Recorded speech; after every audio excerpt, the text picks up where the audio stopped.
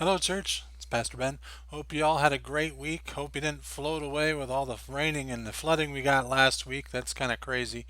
But we're back in our Weird Stuff in the Bible series this week, and I hope you guys have enjoyed it as much as I have. And today we're going to talk about cravings versus callings. And I remember not too long ago when we came back for the first time in our physical meetings, I was talking about how much I wanted things to go back to normal and how much I craved normal. I mentioned several things that I was missing, this year, like camp and movies and certain restaurants and even just being with people in general that I miss. And we live in a culture that is very craving driven, and honestly, I think it's part of why we have seen so many people just kind of try to jump back into normal too quickly with how COVID is going on. I mean, we've actually seen to the point to where this week that surges in Texas and Florida and Arizona and California have actually forced the states to roll back some of the things that they had actually already opened up. So it's still there, but there was even a line from a college student during spring break season who said, "I'm not going to let it stop me from partying," and that was an interesting statement and there was all kinds of filled beaches in Florida during that time, and unsurprisingly, a lot of cases that came out of that. So, we live in a world that is very craving filled, and the idea that if something feels good, it must be good, or that we should do it. And some of the TV shows we watch reinforce this idea. The culture reinforces this idea, and certainly advertisements on TV are designed to manipulate us like this. There was even a song that Sheryl Crow, a musician in America, wrote called "If It Makes You Happy," and the tag of his song is that basically it's if it makes you happy, it can't be that bad. Well, let me tell you about one of my own cravings. This is um, basically I like Chicago style pizza. It's one of my favorite things, and it's very difficult to get a good Chicago style pizza around where I live in the Waterloo area. There's a couple places that make it, but they're very inconsistent on quality. So I tend to look at just making it myself at one point, and I decided when I had moved back in with my parents, since they were willing to foot the bill for some of these ingredients, I would start making and learning how to cook. And this is one of the things that I learned how to cook. It involved making the crust and involved chopping up a lot of ingredients, cooking meat, and all of this stuff. And I think the first time it took me about 6 hours to make this, and I actually got it down to about three over time. But and there's even a homemade sauce. It's really good, and of course it's very healthy, especially with that 2 pounds of mozzarella cheese and a half pound of provolone and a half pound of Parmigiano Asiago and Romano mix. But it's a very good pizza. It's something I have a craving for every once in a while, and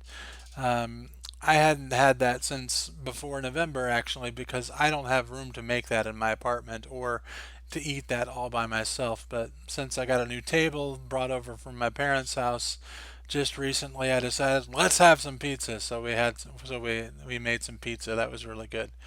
But we can crave other things though than food, right? Yeah, I mean, we can crave attention, we can crave affection, we can crave money, we can even crave things like stuff. And sometimes this motivates us to do something that is, involved with this craving. And if we're not careful, these cravings can cost us. Maybe you bought a house that's too big for you and you can't maintain it, or you can't keep up with the payments that you have to have for the house, or maybe you've bought a car that you can't afford and you're struggling to make the payments, or maybe even you've run up a bill on a credit card just buying just small purchases and run up a bill slowly over time. That's easy to do. It can happen very quickly. And maybe there's just something at work that you're pursuing and you're missing things at home with your families. Or maybe there's even a secret craving that you don't want to tell anybody about that feels good until the end and then you feel guilty afterwards.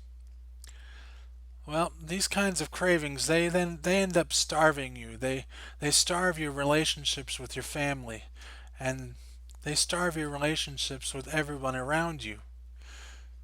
And what do you do when your craving has you? Well, this is Samson's story, and Samson is someone that we're going to talk about today.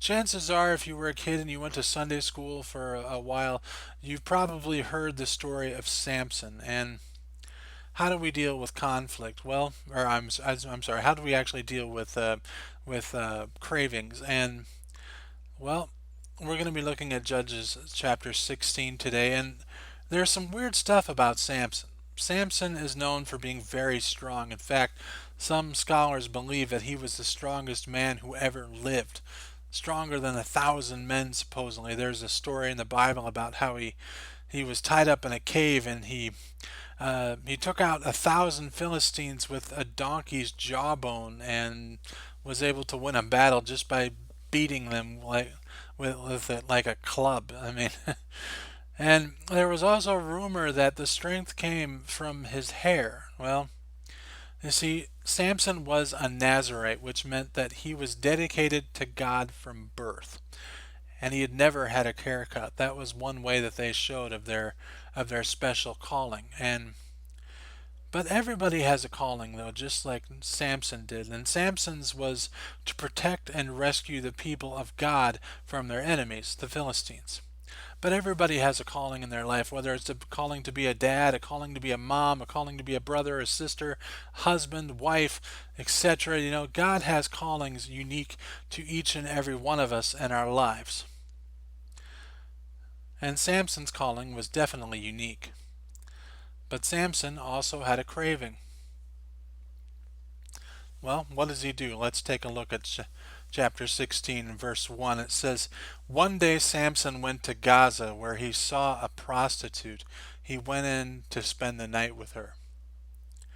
Now, Gaza was not next door to where Samson was. This actually required him to go very deep into enemy territory. There was no military plan for this. It wasn't God's plan, and he went there to fulfill a craving specifically. And he didn't do this just once, he did this several times. And this craving continues to get a hold of him, and so he goes away from his friends, he goes away from his family, and he goes away from everyone who knows about who he is and who he's supposed to be to fulfill this craving, because that's what we do when we have a secret craving, right? We go away and we hide it from everyone else. Samson was living out this idea, if it feels good, do it, and he did it several times. And then at one point he goes to the valley of Sorek and he meets this woman called Delilah, who does not have his best interests at heart. But he also has an affair with him, or with her, excuse me, and becomes even more trapped by this craving. Let's see how this goes. So then the rulers of the Philistines went to Delilah and said, "See if you can lure him into showing you the secret of his great strength and how we can overpower him so that we may tie him up and subdue him. Each of us will give you 1,100 shekels of silver." So Delilah said to Samson, "Tell me the secret of your great strength and how you can be tied up and subdued." Samson answered her, "If anyone ties me with 7 fresh bowstrings that have never been dried, I'll become as weak as any other man." Then the rulers of the Philistines brought her 7 fresh bowstrings that had never been dried, and she tied him with them. With men hidden in the room, she called out to him, "Samson, the Philistines are upon you." But he snapped the bowstrings as easily as a piece of string snaps when it comes close to a flame. So the secret of his strength had not been revealed. Then Delilah said to Samson, "You have made a fool of me. You lied to me. Come now, Tell me how you can be tied. He said, If anyone ties me securely with new ropes that have never been used, I'll become as weak as any other man. So Delilah took new ropes and tied him with them. Then, with men hidden in the room, she called out to him, Samson, the Philistines are upon you. But he snapped the ropes off in his arms as if they were threads. Delilah then said to Samson, All this time you have been making a fool of me and lying to me. Tell me how you can be tied. He replied, If you weave the 7 braids of my head into the fabric of a loom and tighten it with the pin, I'll become as weak as any other man. So while he was sleeping, he must be a really heavy sleeper. Oh my goodness. While he was sleeping, Delilah took 7 braids of his head and wove them into the fabric and tightened it with the pin. Again she called to him, Samson, the Philistines are upon you. He woke from his sleep, pulled up the pin and the loom with the fabric. Then she said to him, How can you say I love you when you won't confide in me? This is the 3rd time you have made a fool of me and haven't told me the secret of your great strength. With such nagging, she prodded him day after day until he was sick to death of it. Ugh.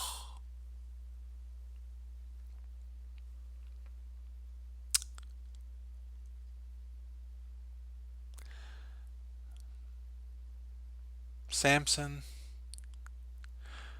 goes to fulfill his cravings. And I have to think to myself at this point, Samson must have a lot of blood flowing to his muscles and his body being that strong, but none up here. I mean, he is either very dumb or he is very trapped by these cravings because I mean, how would after the first time he tells her, "Oh yeah, if you tie me up with bowstrings," you know, and then it's like, wow, what a coincidence! I woke up in the morning with Philistines in the room, and my hands were tied up with bowstrings after I told you that would take my strength away. Oh. Or the next day, maybe the next time it's ropes, and well, I'll be darned if I didn't wake up with ropes and my hands tied up with new ropes and Philistines in the room again, and it's like, and then this 3rd time, it's like, wow, you really like wove my hair into fabric, and it's like I'll be danged if I didn't wake up in the room with Philistines in the room again. It's like he either lacks any kind of common sense or any kind of perception at all, or he is so trapped by these cravings that he is completely at this point given to him. I mean, my imagination of how this is going is my interpretation of how this is going is that at each point when when when she's asking him of this, she's kind of seducing him a little bit and getting him to to be tempted to be craving and craving what he's craving, and he just tells her something to get what he wants. And finally, after all of this, as he said, as the Bible said, nagging and just giving into this craving, he finally tells her everything, and that's what we read next in the Bible. It says, "So he told her everything. No razor has ever been used on my head," he said, "because I have been a Nazarite, dedicated to God from my mother's womb. If my head were shaved and my strength would leave me, and I would become as weak as any other man." When Delilah saw that he had told her everything, she sent word to the rulers of the Philistines, "Come back once more. He has told me everything." So the rulers of the Philistines returned with the silver in their hands. After putting him to sleep on her lap, she called for someone to shave off the 7 braids of his hair, and so began to subdue him, and his strength left him. Then she called, "Samson, the Philistines are upon you." He awoke from his sleep and thought, "I'll go out and shake myself free." But he did not know the Lord had left him. Then the Philistines seized him, gouged out his eyes, and took him down to Gaza, binding him with bronze shackles. They set him to grinding grain in the prison.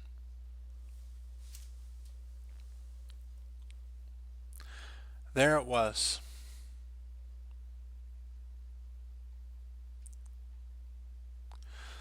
Samson did not know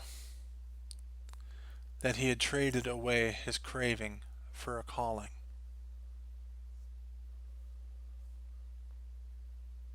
I'm sorry, I said that backwards. Samson did not know that he had traded away his calling for a craving.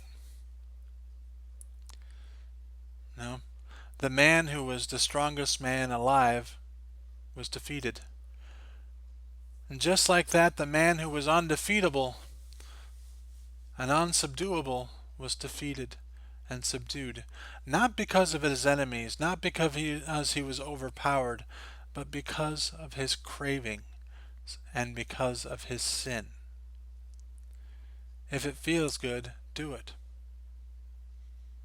Well, Samson would tell you that just because it feels good doesn't mean it is good. Our feelings are a bad indication of our future. They can lead us astray. See, our families even and our friends might encourage us to follow our feelings, but Samson would disagree. He'd say, just because it feels good doesn't mean it is good.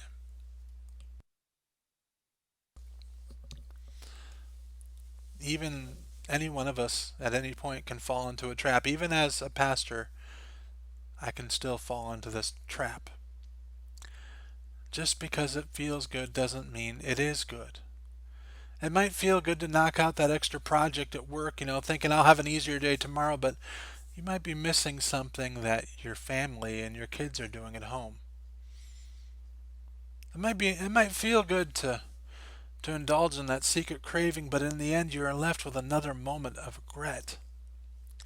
These moments of doing just what feels good to us will eventually cost us. You can chase your craving or you can chase your calling, but you cannot chase both. You see, Samson probably thought he could for a while. He was still the strongest man on earth while sleeping with Delilah, but he was trying to chase his craving and calling at the same time. Maybe you're in a season in life where you feel the same way, but the thing is the moment you try to hold your cravings and your callings in your hands at the same time is the moment that the calling slips through your fingers.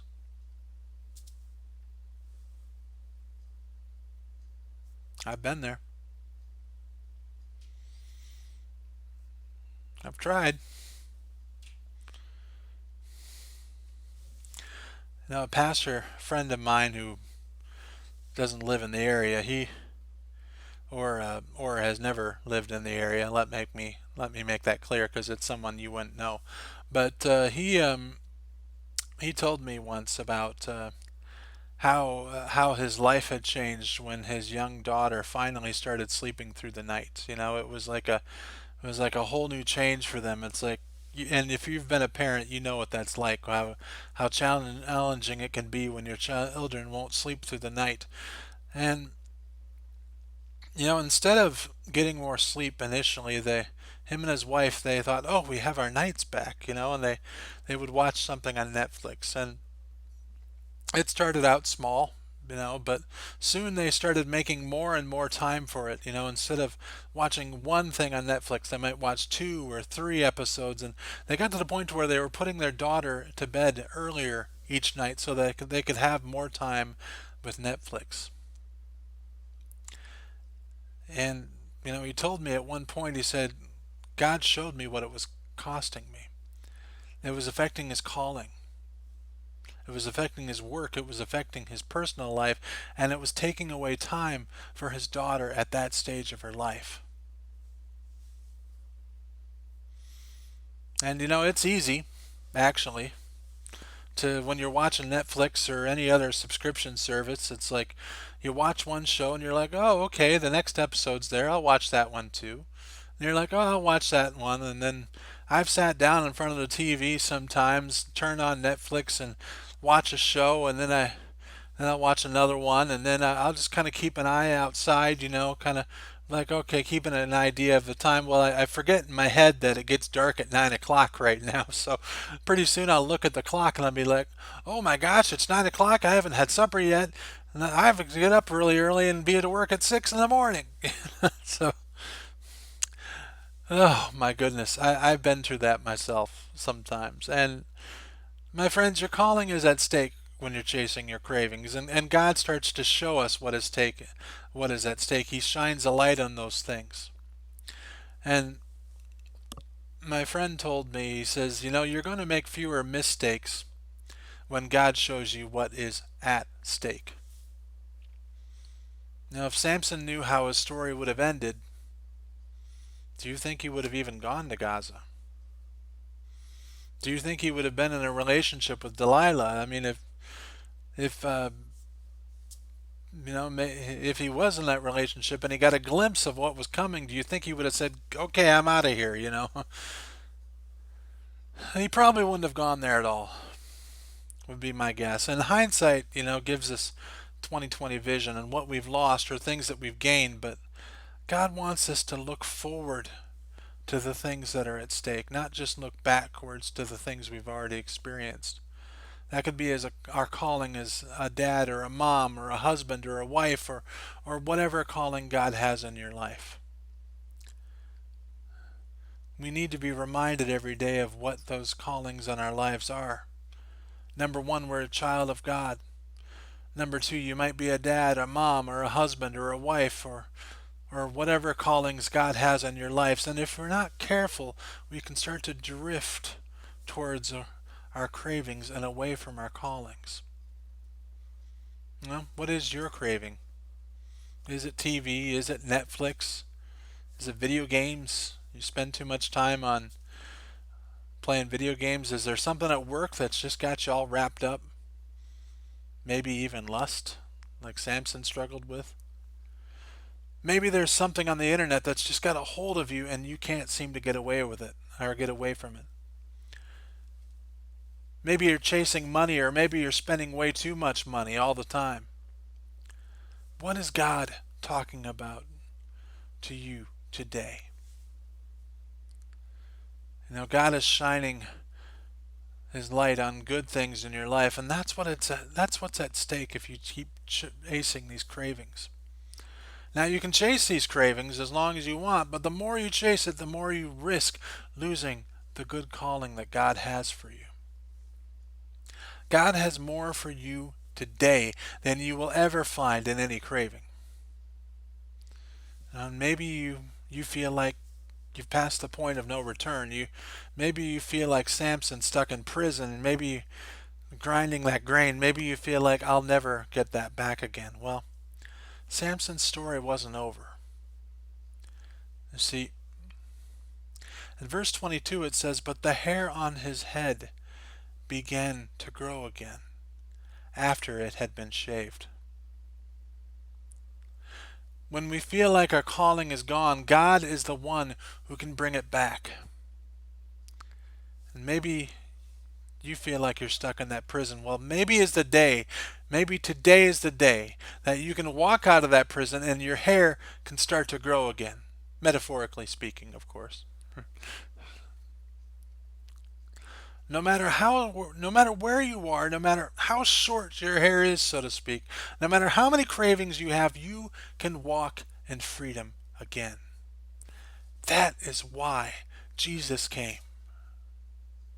See, unlike Samson, Jesus never gave in to a craving.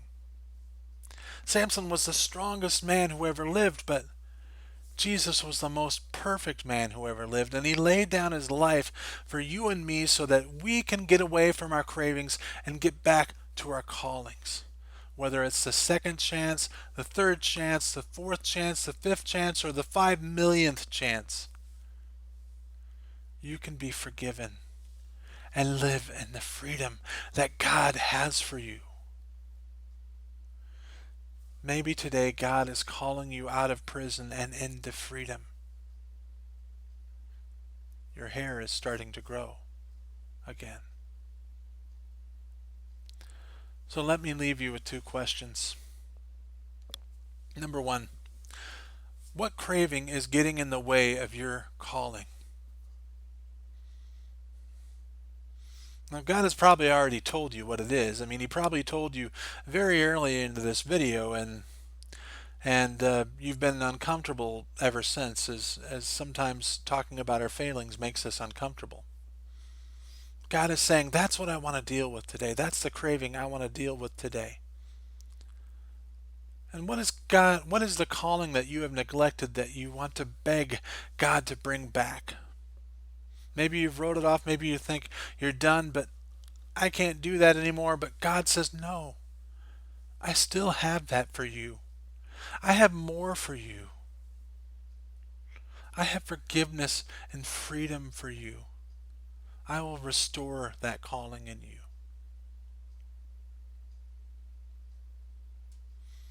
Let me pray for you. Father, you are so good. And Lord, there is some stuff in our lives, you know what those are. You know what is on each person's heart today, and I ask that you search our hearts and reveal anything, any iniquity. Give us the strength, Lord, to face that craving and take it away, and the power that we need to overcome it. Restore the callings that we may have lost. Help us to turn away from those cravings to chase after those callings.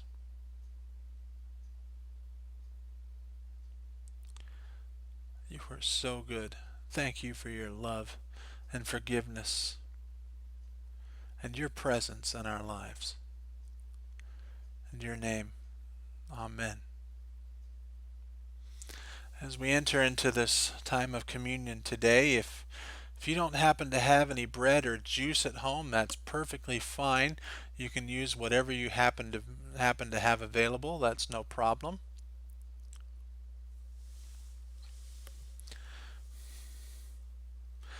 And I'll go ahead and give you a few moments here. If you need to pause the video to grab some things, go ahead and do that now.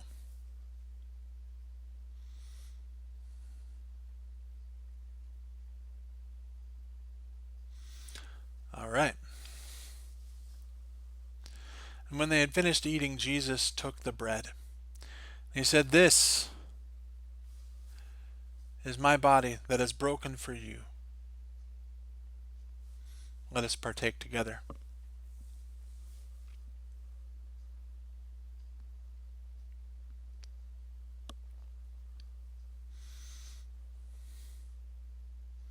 And in the same manner he took the cup. He said, "This cup represents the new covenant and the shedding of blood and the forgiveness of sins for you and for all people. Do this in remembrance of me."